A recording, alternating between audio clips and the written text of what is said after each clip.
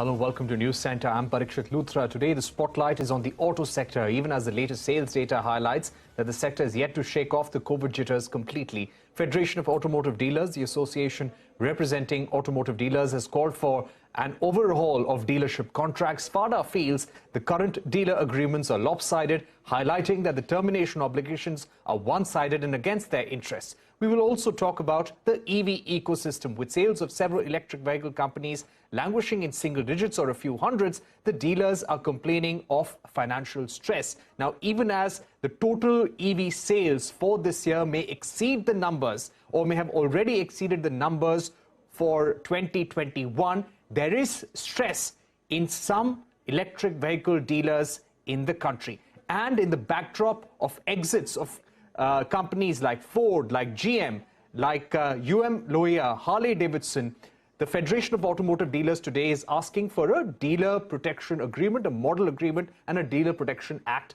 as well. Vinkesh, Gulati, president of the Federation of Automotive Dealers Association, is joining us now. We're also joined by Rahul, Govil, and Dinesh, Arora, who are both EV dealers. Rahul is a dealer for Veanco Automotive in Bulandshahr, while Dinesh Arora is a dealer with Okaya, previously a dealer for Pure EV. Rahul, Govil, let me begin with you. Give us a sense of your experience with EV companies and being an EV dealer and the kind of concerns and stress that it brings.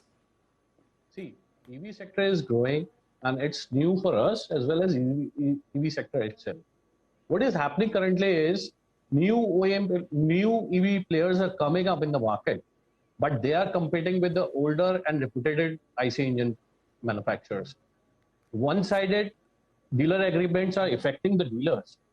What companies are doing up, they're coming up mushrooming like mushrooms and selling their poor products to the dealers, and ultimately dealers and the customers and financiers have also to suffer.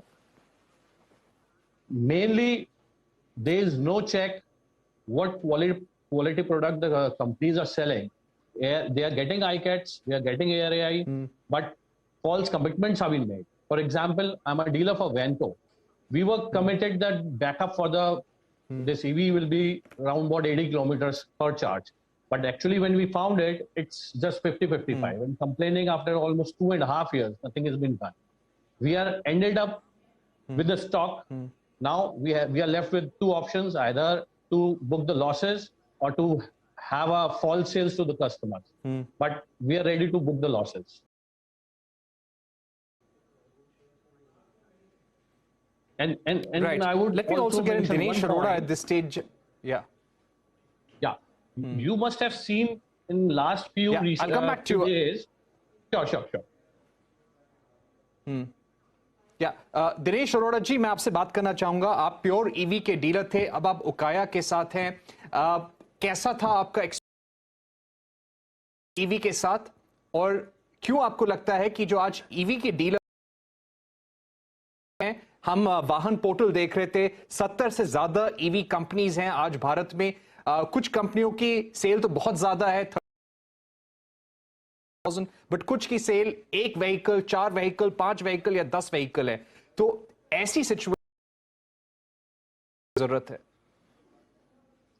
Sir, dealers की protection की अगर मैं बात करूं, सबसे पहले तो agreement है सर. जो मैन्युफैक्चरर और डीलर के बिटवीन एग्रीमेंट होता है, वो एग्रीमेंट अपने आप में मैन्युफैक्चरर फ्रेंडली है, यानी कि वन साइडेड है. वन साइडेड एग्रीमेंट होने की वजह से डीलर के पास कोई स्कोप नहीं है किसी भी जगह उसको चैलेंज करने के लिए. एज फार एज मैं प्योर ईवी की बात करूं, उनसे तो मेरा एग्रीमेंट भी प्रॉपर नहीं हुआ था, और LOI होने के बाद एग्रीमेंट उन्होंने भेजा नहीं. मेरे से पैसे जमा कराए, एडवांस लिया, फिर उसके बाद ज्यादा एडवांस मांगने लगे. वो उन्होंने बोला कि भाई फेस्टिवल सीजन अप्रोच करा है. अक्टूबर में हमने स्टार्ट किया था, तो फेस्टिवल सीजन की वजह से उन्होंने कहा ज्यादा पैसे देंगे तो आपको जल्दी माल मिलेगा. देन हमने पैसे और डाल दिए, पर उसके बाद माल स्लो हो गया. और मैंने जो एक्सपीरियंस किया है सर, ये जो कंपनी है, जैसे अगर मैं अभी फिर प्योर का दोबारा इसलिए नाम लूंगा क्योंकि उसको जब मैं प्योर की वेबसाइट या यूट्यूबर्स इन्फ्लुएंसर को देखता हूं, तो वो लोग बोलते हैं कि प्योर जो है IIT हैदराबाद में इनक्यूबेटेड है, और उसके जो फाउंडर हैं एक मिस्टर निशांत हैं, वो IIT हैदराबाद के प्रोफेसर हैं. और वेयर एज IIT हैदराबाद का उस कंपनी से कोई लेना देना नहीं है. The lot of material is there, जिसमें उन्होंने आईआईटी हैदराबाद क्लेम कर रखा है। मैं उनके इस कि कोई प्रोफेशनल है, वो कंपनी रन कर रहे हैं, तो डेफिनेटली जो है ये बाकी जो जिनकी लेगेसी है प्रीवियस जो कंपनीज जो चल रही हैं टू व्हीलर में, उनसे अच्छा होगा। पर अल्टीमेटली वो उन्होंने, जैसे बैटरी की बात करूं सर, उनकी बैटरी में 7 फायर इंसिडेंट है जो रिपोर्टेड है, और उसके अलावा बहुत सारे ऐसे हैं जो रिपोर्टेड नहीं है, हम लोगों को मालूम है डीलर्स को। तो 7 जो इंसिडेंट है, मैंने उनको बैटरी की एक रिपोर्ट भेजी, उसमें मैंने बताया कि ये बैटरी आपकी ठीक नहीं है, इसको चेंज करो और एनएमसी की जगह एलएफपी यूज करो। तो वो हमारे को सुनने को तैयार ही नहीं है, कह रहे हमारे पास हमारा प्रूवन ट्रैक रिकॉर्ड है, आपको आपकी एडवाइस की जरूरत नहीं। अब वो जो एडवांसेस है सर, मैं प्रोटेक्शन की अगर बात करूं, मेरा जो एडवांस प्योर ईवी के पास है, आज मैं मतलब धक्के खा रहा हूं वो एडवांस वापस लेने के लिए। ना कोई एफआईआर करने वाला है सर, ना कोई कोर्ट में सुनवाई है। एमएसएमई अगर मैं एक्ट पढ़ता हूं ना सर, एमएसएमई में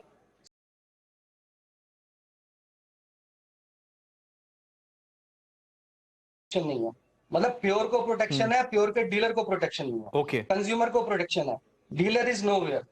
कंपनी मैन्युफैक्चरर को प्रोटेक्शन मिलती है, कंज्यूमर को प्रोटेक्शन मिलती है, डीलर का ईवी ड्राइव है जो एनवायरनमेंट के लिए हम इतना हमारी गवर्नमेंट इंटरनेशनल लेवल पे हम लोग सोच रहे हैं, तो हम कैसे मीट आउट करेंगे sir?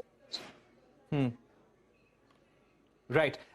Let me get in Rahul Govil once again. Rahul Govil, we heard Dinesh Arora a short while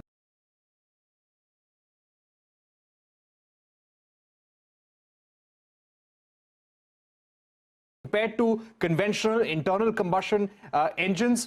At boom in EV startups every day is coming up, but when it comes to meeting commitments, meeting deliveries, and responding to your queries, how are these EV dealerships responding? Sir, actually what happened is, all those startups are coming, they're coming mostly on social medias, बहुत hype करते हैं market को, and what I say is they capture a dealer's mind, businessman. अब he approached me 3 weeks, right? When I searched this Frame 2 website, his product was not there. His product was not approved, neither on the list. Now, I know all these things, so I have searched. बहुत सारे ऐसे dealers हैं जो अपना hard money invest कर रहे हैं, bank से लोन ले रहे हैं, रेंटेड प्रॉपर्टी ले रहे हैं, और एक बार माल लाने के बाद, 2 बार आने के बाद they are stuck up again, they have to pay the interest, dealer ही पे करेगा, business is loss. And the best part, mister Dinesh has mentioned, pure EV का जो एपिसोड्स हुए, no customer is going to the company, only the dealer has to face the customer.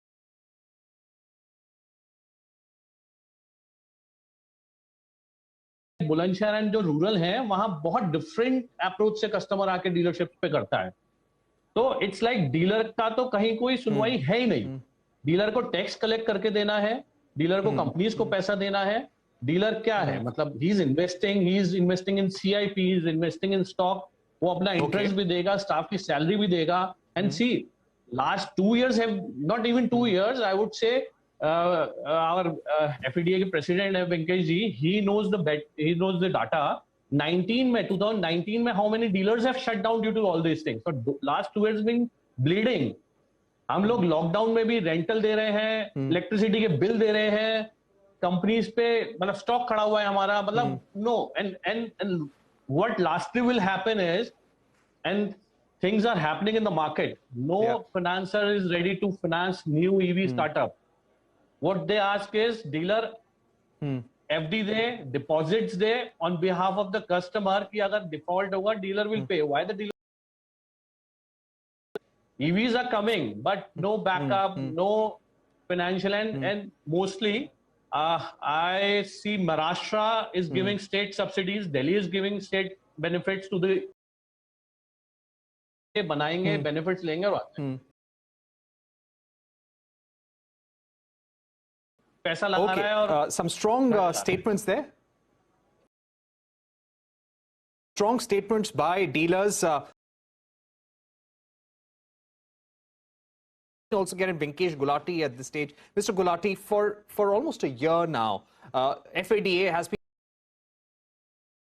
because you feel that agreements between dealers and OEMs in India are lopsided and they're not in line with global practices. Does this boom in EV startups make it all the more important to have model dealer protection agreements or Dealer Protection Act?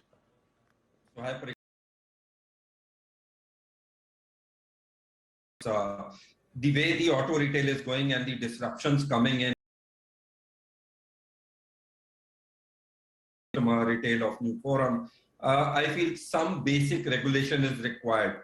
You have seen already how it has happened with with UML. There are many more stories which has not yet come into limelight because those weren't as big as Ford or something. Even like Veanco, we tried. So Veanco, a complaint has gone to Minister of Road Transport, and he has requested the Joint Secretary to come back on it. So there is Pune. So obviously these all are happening because the government's process of setting up a manufacturing unit for auto is normally has no process, the set process. Like they can come through FDI, they can just open and start operating. Whereas it doesn't take into consideration that when we sell a vehicle for 15 years, and means the dealer who is in the front, who is the face, he has to service that vehicle because he is the local person in that city. He has to save his image also. So there are a lot of things which are not taken into consideration when government supports it. And as of today, the way government is pursuing or motivating electric vehicle sales, they are just putting a blank eye on all these problems which are happening. See what happened with EV fires. After all these fires, now government is working on getting on a regulation how they can control battery quality or battery management software. So late. And the same thing happening is with the EV mushroom growth of the manufacturers. They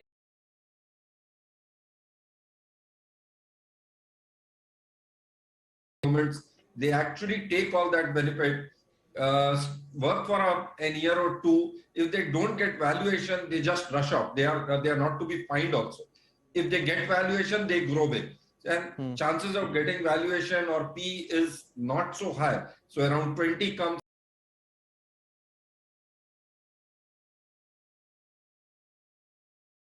There are a lot of the names. And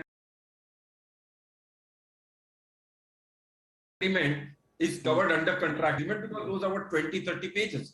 But if there is any problem, you can go to a consumer court and say that you have signed a paper which was not on the right judicial way. Whereas as a dealer, if I go to government that you have signed an agreement and this agreement will be eligible. And when we sign the agreement, we invest a lot and there are a lot of manpower employment which we create. But the agreement is totally lopsided, like my friends have told you. And they have a different type of agreement when they are signing with a dealer in US or Europe or Brazil. But when they come into India, they have a different agreement, which is totally lopsided and imbalanced. I don't know where does their ethics go away once they come into India, because Indian government doesn't have those control, those restrictions, or those indemnities to them. So they are taking the system for a ride. Dealership outlets had to shut down because of the exit of the likes of Ford, GM, Loya, MAN Trucks as well. Approx to absorb these costs, what really happened to these dealership outlets eventually, Mr. Gulati? So practically, see, around 50% of those dealers are now defunct. So there are my friends also who have been in these 4 or 5 companies who have now moved out of the dealership business altogether. Of loss they went through. We have 1 or 2 stories where a person who was in a government job resigned, or is in a private job resigned and took the dealership, put in all his hard-earned money, his father's money, and now he's on the road because he was a Ford dealer. The Ford compensation also. So around 50% move out, and practically 50% dealers shut down, which clearly shows that 50% manpower is also out of the system. The rest of the 50, the entrepreneur spirit of the family is taken for the ride. And additionally, the kind of employment what a dealer gives as of today for a dealership, which is average 100, 150, he has to reduce the manpower and come down to what, 25, 30, which means the employment is also lost. So all put together, it's always a negative. There could be some good people who are able to survive, shift to another branch, but those are very limited. So practically 25% of these 460 could survive and have another dealership and be at similar levels. Around 25-30% have actually gone out of the system. And then the balance, which is 50%, is no more. And like I was talking on the contract agreement, so there are clauses of, so there are 27 grounds on single clause where a dealer, if he wants to move out of a dealership, maybe because of any reason, very, very one-sided. Right. And the bigger problem is the government is not accepting it openly and coming in support. Right.